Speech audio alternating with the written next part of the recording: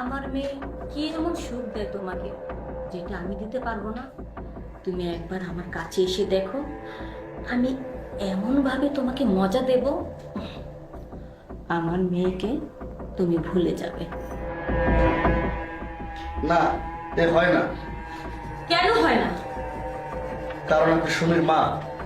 সুমির মা? তাতে কি হয়েছে? কারণ সুমি আমার ওয়াইফ। আমি তোমার শাশুড়ি বাবা, আমি তো তোমার মা না। তা ঠিক, কিন্তু একবার কি ভেবে দেখেছেন সুমি যেটা জানতে পারে? তুমি যদি রাজি থাকো, সুমি কোনোদিনও জানবে না। আর তাছাড়া এখন পুরো রুমটাই ফাঁকা, তুমি আর আমি আছি, আর কেউ নেই এখানে। লোকে বলে দেওয়ালেরও কান আছে। আপনার প্রস্তাবে আমি যদি রাজি হই, আজ না হোক কাল সুমি ঠিকই জানবে। তখন শোনো, সুমি জানলো কি জানলো না সেটা দেখার বিষয় আমার না। আমার এক কথা, তোমাকে আমার ভালো লেগেছে, তোমাকে একবার হলো আমি কাছে চাই। আপনি কেন বুঝতেছেন না? আমি বুঝছি, আমাকে বোঝানোর চেষ্টা করো না।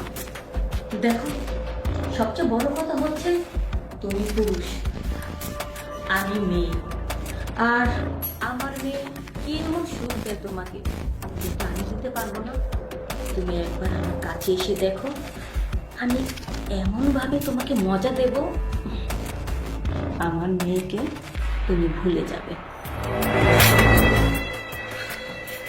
আপনি বারবার এক কথা বলছেন, কিন্তু আপনি কথা তো ভুলে যাচ্ছেন যে আপনার মেয়ে মানে আমার ওয়াইফ। আর সে আমাকে সুখ দেখ না দেখ সেটা আমাদের দুজনের এখন তো ব্যাপার। চুপ করো, বেশি বাড়াবাড়ি করতেছো। একবার ভেবে দেখছো, তোমার স্ত্রী আমার মেয়ে, আমি যা বলবো আমার মেয়েকে, আমার মেয়ে তাই করবে। আমি যদি চাই যে তোমার সাথে আর ওর সাথে ডিভোর্স দেওয়া হবে, সেটাই হবে। তুমি যদি আমার কথা না শোনো, তাহলে আমি আমার মেয়েকে বলবো তো স্বামীকে ডিভোর্স দিয়ে দেবো। আর আমার মেয়ের উপরে চরম বিশ্বাস আমার আছে, কারণ আমার কথা মতন আমার মেয়ে কাজ করবেই। এখন ভেবে দেখো, তুমি কি আমার কথা রাজি হবা, নাকি তোমাদের ডিভোর্সের ব্যবস্থা করবো? না, ডিভোর্সের ব্যবস্থা করে নিন, আমি রাজি আছি।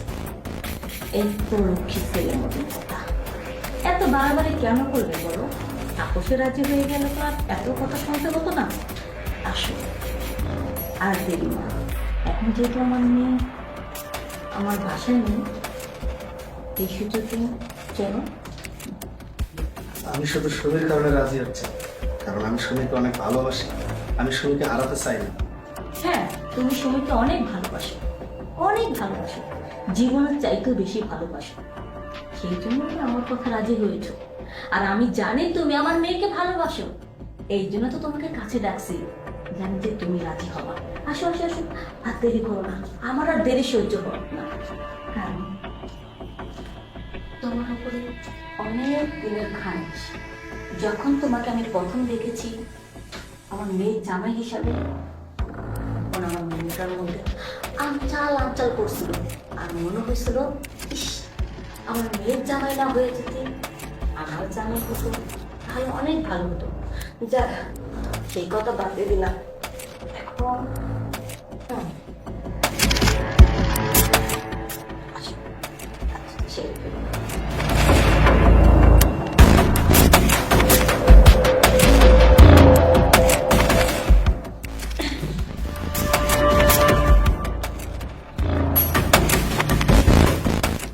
গুড। মানে মানে মানে একটু সহজ। তুমি কি করে ভাবলে যে আমার মেয়ের জামাইয়ের সাথে আমি এইসব করবো? আরে, আমি একজন মা, আমি একজন শাশুড়ি, আমি একজন নষ্টা মহিলা না। আমার মেয়েকে আমার মেয়ের জামাই কতটুকু ভালোবাসে তা পরীক্ষা করার জন্য আমি শুধু আমার কাছে লেগেছিলাম। আমি বুঝতে পারলাম যে আমার মেয়ের জন্য এর চেয়ে যদি কঠিন কোনো বিপদ আসে, সেটা সে পাড়ি দিতে পারবে। শুধু এই বিপদ কেন, সত্যি পারিস, তুমি গুড বয়। তোমাকে আমার অনেক অনেক ভালো লেগেছে। তুমি পরীক্ষাতে পাশ করেছো। আমি আসলে বিশ্বাসই করতে পারছি না যে আমার সাথে কি হতে চলেছে। শুধু মনে মনে আল্লাহর কাছে একটাই প্রার্থনা করছি, আল্লাহ আমার সাথে খারাপ কিছু যেন না হয়, কারণ আমি চাই না যে এই সমাজে কেউ বলুক যে জামার সাথে শাশুড়ির সম্পর্ক। তোমার মনের মধ্যে সত্য এবং মনটা অনেক ভালো দেখেই তো তোমার কথা আরো শুনেছে। যাক, তুমি চিন্তা সংশয় করো, আমি তোমার শাশুড়ি না, মা হয়ে থাকতে চাই। তবে মা, আপনার কাছে আমার একটা কথা, এতক্ষণ আপনার সাথে আমার যা যা হলো বা আপনি আমাকে যা যা বলেছেন, এটা যেন শুনে কোনো ব্যবস্থা না হয়। তুমি কি পাগল হয়েছো? আমার একমাত্র মেয়ে, আমার মেয়ের মধ্যে কোনো সন্দেহ বা অশান্তি হোক সেটা আমি চাই না। আর আমার একমাত্র মেয়ে, আমি তাকে অনেক ভালোবাসি, আমার জীবনে চাইতেও ভালোবাসি।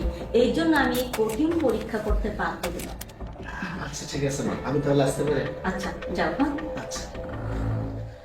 উফ, আল্লাহর কাছে লাখ লাখ শুকরিয়া যে এমন একটা ভালো স্বামী আমার মেয়ের জন্য পেয়েছি।